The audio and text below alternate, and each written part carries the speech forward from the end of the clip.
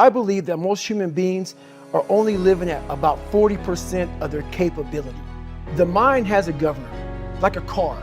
If you're driving a car and the car has a governor on it, the car may say 130 miles an hour, but the governor is set for 91. Once that governor sets in, you get to 91, that car starts doing this. The car wants to go. The car wants to go, but that fucking factory said, we're not going past 91. We have a factory, a nice governor in our brain, and it's a survival mechanism. It protects us from pain and suffering. The second we feel that shit, our mind says, oh no, this isn't fun. We should back off.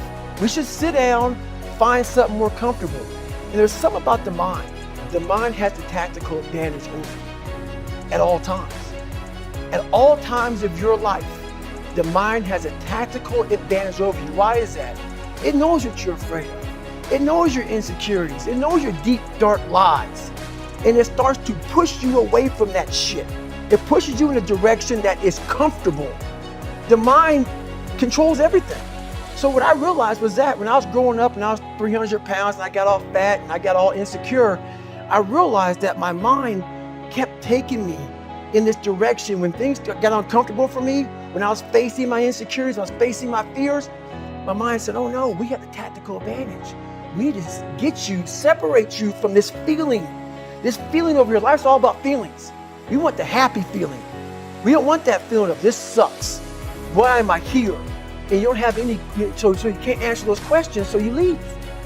I started realizing that if in that moment you can answer those questions and you are now in charge of your brain versus your brain ruling you, that's where all that stuff comes from. So the 40% rule is all of that. You get to 40%, your brain says, we're done.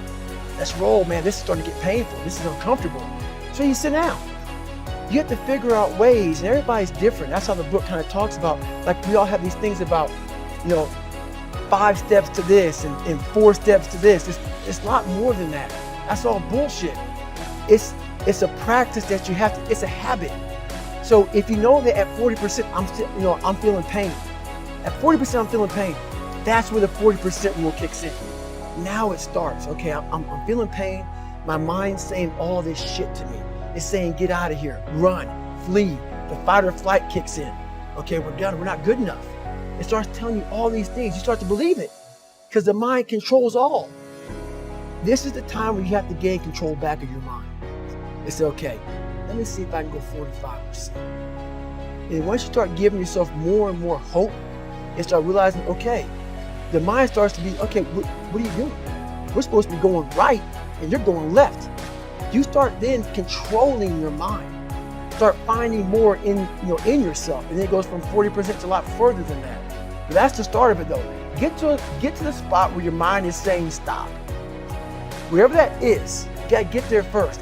And then that's when that shit starts to work for you. You gotta control yourself in that moment. So a lot of people can live with themselves. That's the first thing. A lot of people can live with themselves, look in the mirror and say, I'm okay with being afraid.